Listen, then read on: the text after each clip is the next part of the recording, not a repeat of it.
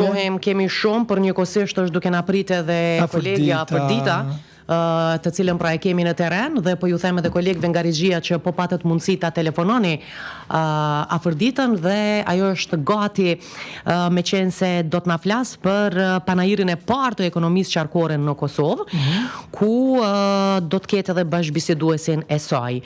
Derisa kolegë nga regjia, vetëm a konfirmoni që keni mundësi, për derisa ne po flasim që po e shoh dhe Afërditën tashmë është gati. Besoj se ka haruar pyetjen që i kam thonë t'ja bëje të ftuar me lidhje nëse i ka pyetur.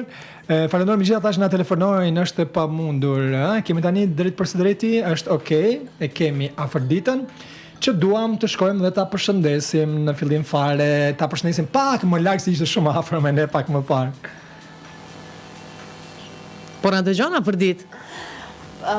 Po Maxi dhe Merita, tash po patjetër, jem në një mjedis tjetër, jo në mjediset e radio televizionit 21, jam në mjediset ku do të mbahet panajiri i ekonomisë qarkore në Kosovë, e që është edicioni i parë. Pra jam në këtë mjedis ku sigurisht që të shtunën ky panajir do të mbahet, dhe kjo hapësirë do të jetë e mbushur me përfaqësues të bizneseve të ndryshme në Kosovë, por sigurisht për detaje, numrin e pjesëmarrësve, rëndësinë dhe çfarë është ekonomia qarkore, ne do të flasim me organizatorin Urim Gjeravina nga organizata Rilindja e Gjelbër, që do të ndajmë këto detaje dhe do të na informoj sigurisht shumë çka rreth këtij panajiri, e që është edicioni i parë.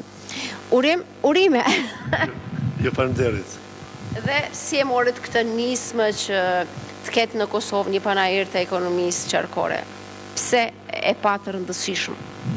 Organizata jonë promovon konceptin e ekonomisë qarkore ka shumë vite, ndoshta mbi 7 vite, dhe kemi pasur arsyeshme që t'ju ofrojmë mundësinë bizneseve që të prezantojnë qytetarët e Kosovës, por edhe komunitetit biznesit procese të cilat ata i aplikojnë në ekonominë qarkore.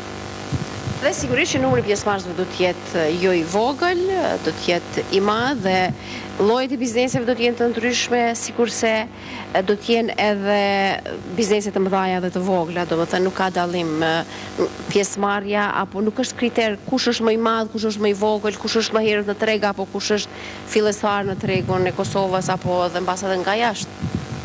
Absolutisht nuk ka kritere kufizuese.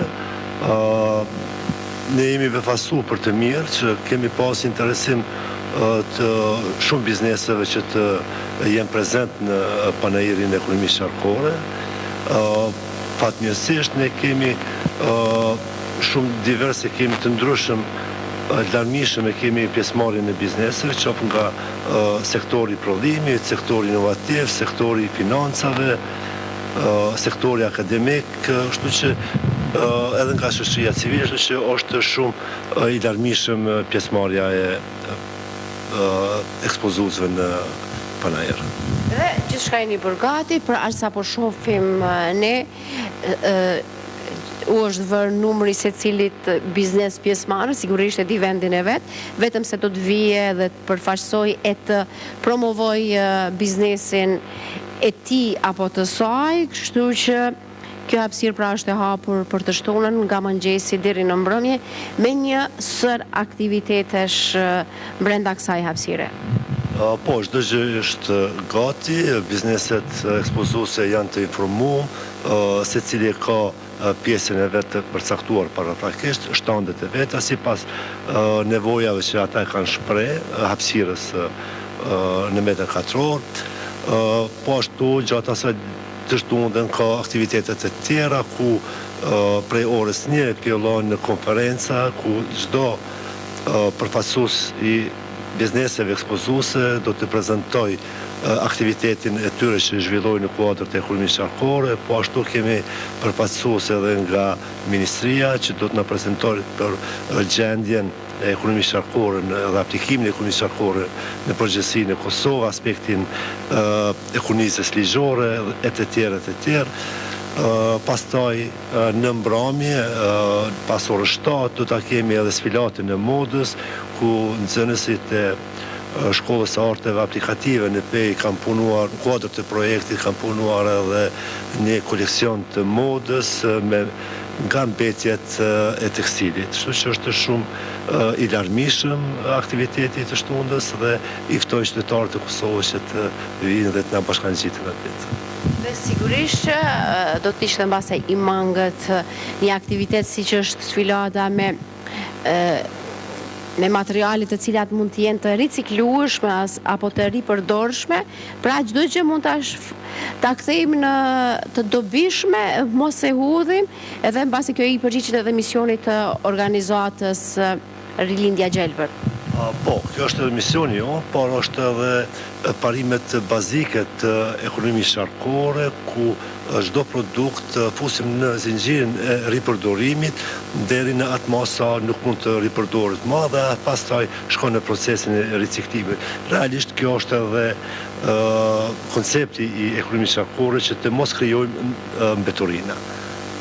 Dhe sigurisht që edhe panajiret, jo veç që organizohen për të bërë njohjen apo marrëveshjet mes vetë biznesit, për të ekspozuar punën që bëjnë llojin e biznesit, por mbase është edhe për të promovuar vlerat e kësaj natyre, siç është që të përdorim gjithçka në të mirë të secilit prej nesh e të krijojmë sa më pak mbeturina në këtë rast.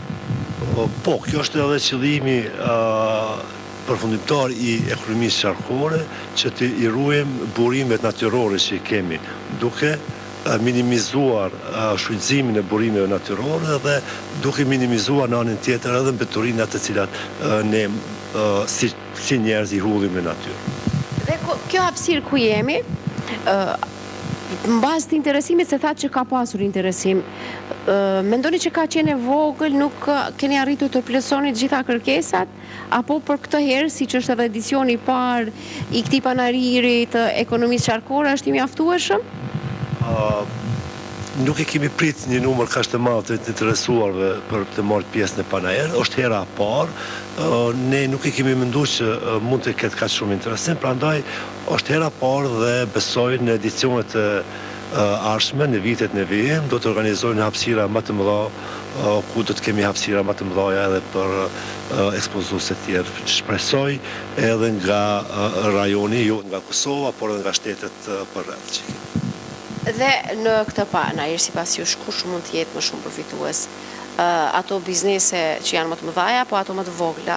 Startupet apo ato biznese që kanë tashmë një jetëgjatësi më të madhe?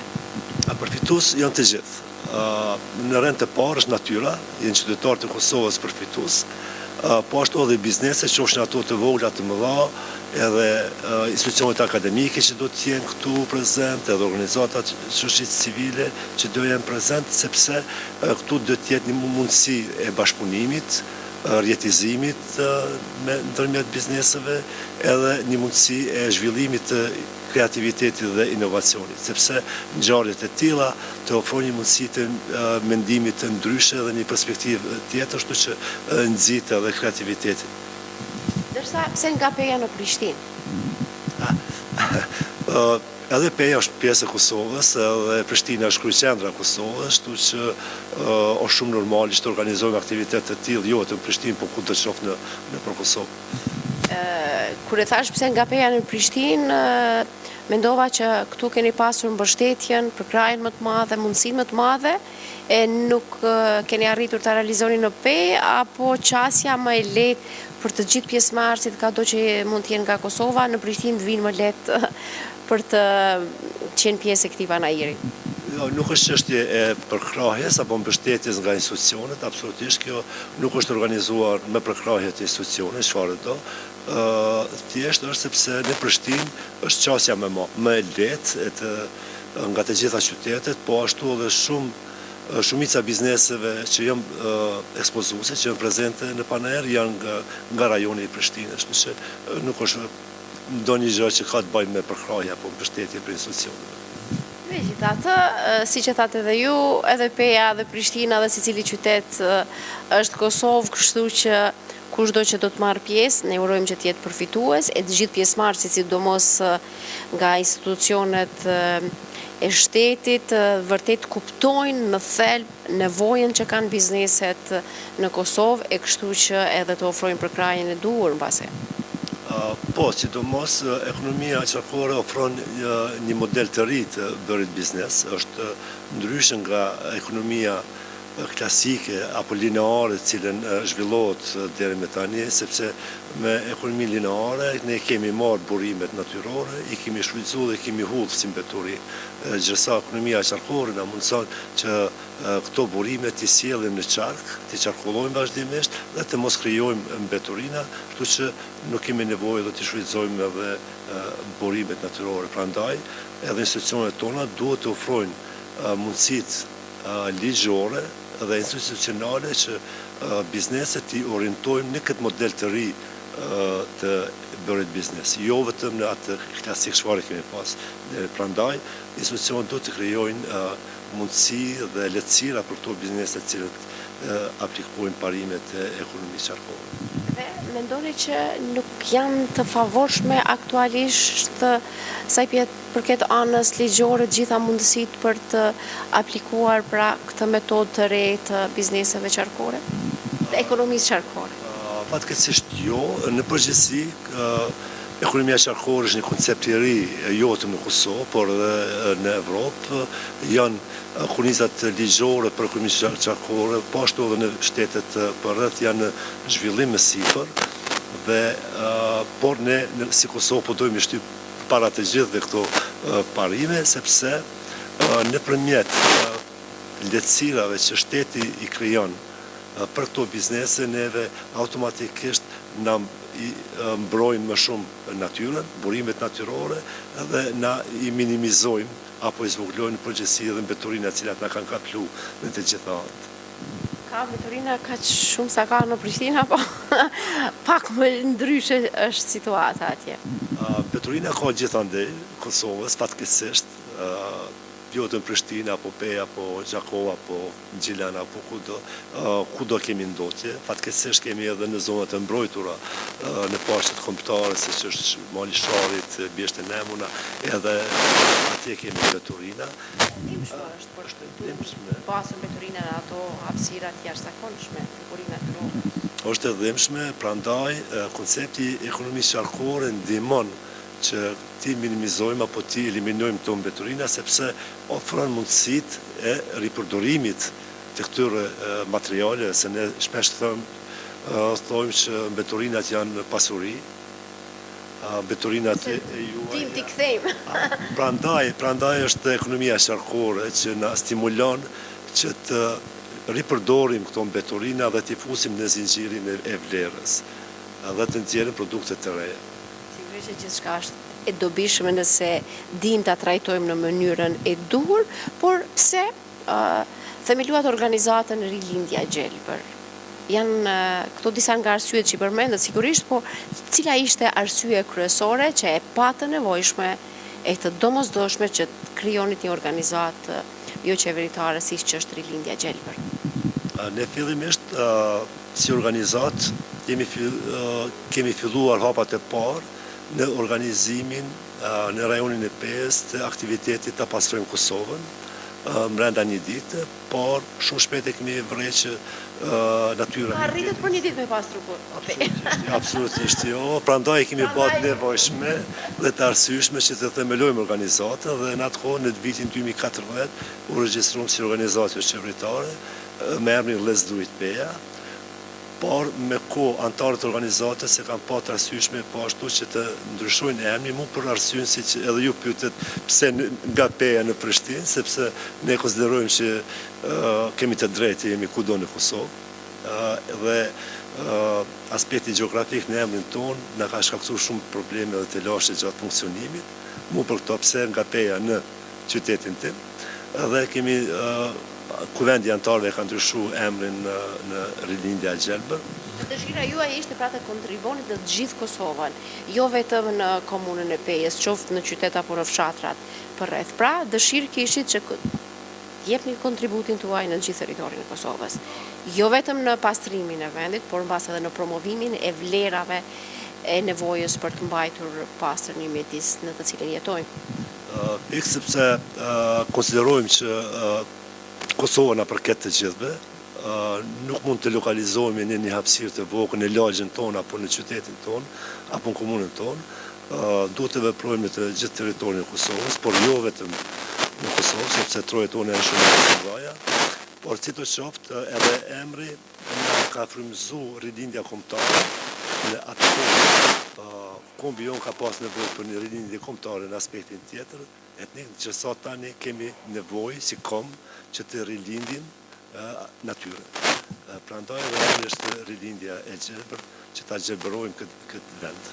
Pra, e lidhët që keni ndjerë nevojën për të kontribuar edhe për të IPE-s, por ndërveproni me vendet fshqinje të Kosovës, respektivisht me Shqipërinë, por edhe me vendet e tjera, sepse mbas edhe për rreth duhet të bashkëveproni edhe me organizatat e tjera që të mbahet një mjedis i pastër rreth nesh apo gjithandej. Natyrisht, natyra mjedisi nuk ka kufi, dhe këta kufi administrativ për natyrën nuk vlejnë, dhe ne ashtu edhe konsiderojmë natyrën dhe bashkëpunojmë me shumë organizata në Shqipëri. Kemi zhvilluar po ashtu edhe ne shumë aktivitete, njëkohësisht edhe me Maqedoninë edhe me Malin e Zi organizojmë shumë aktivitetet ndërkufitare, në natyrës së ndryshme, për mbrojtjen e ujrave, ajrit e tjera natyrës. Ato që nuk kanë vërtet kufi. Për ndryshe, për derisa ishim duke ardhur këtu për të takuar, zhvilluar këtë bisedë me kolegët e mi, të cilët janë në studion e programit për ditë mbar, diskutonim mes tjerash, ata sot kishin një temë që diskutojnë me telefonuesit se kush i ndihmon më shumë vllau apo motra, kush të është gjendur në kohë të vështira e kështu me radhë. Dhe më porositën t'ju pyes, sa antar në familje jeni, sa vëllezër, motra e kështu, kështu që unë po e qoj në vend këtë pyetje, ishte kolegu im Maksi që kishte këtë interesim që t'ju pyesnim edhe juve. Po, tash ne si familje jemi 6 motra dhe vëllezër, 2 djemë dhe 4 qika. Fatkeqësisht 2 motra dhe një vëllau kanë ndruar jetë, dhe tani jemi 2 motra, një vëllau, po ashtu unë edhe kom familjen time, bashortën, një vajzë dhe një djalë. Dhe kush kënd e kanë ndihmuar, apo cili nga ju ka qenë ai që mbase bën më shumë për të tjerët, apo për ty personalisht, cili nga ta? Gruaja është ekologe, dhe ajo më ka stimuluar, më ka frymëzuar vazhdimisht, na ka ndihmuar edhe si organizat me ekspertizën e saj që profesionale, por natyrisht edhe fëmijët, djali qika, por edhe rrethi më i gjon familjar ka përkrahur gjithmonë në këtë drejtim, sepse nuk e kanë konsideruar diçka si të personale, por kanë konsideruar si interes i përgjithshëm. Tash dolëm në një temë base tjetër, përmendet që gruaja është ekologe, dhe cili është kontributi i saj që ti vërtet je falenderues për realizimin e të gjitha aktiviteteve sa i përket organizatës Rilindja Gjelbër dhe nismave apo vullnetit tënd për të parë Kosovën pastër. Fillimisht ne zbashku në atë kohë fillim kemi punuar dhe kemi zhvilluar ato, si më thonë, hapat e parë të organizatës. Atëherë ka qenë stimulimi, frymëzimi edhe kontributi i saj profesional në aspektin ekologjik dhe ne mandej si organizati morëm veten dhe vazhdum edhe pa ndihmën e drejt për drejt shoqe, sepse ajo mandej ka ndru profesionin dhe ka punon diçka tjetër.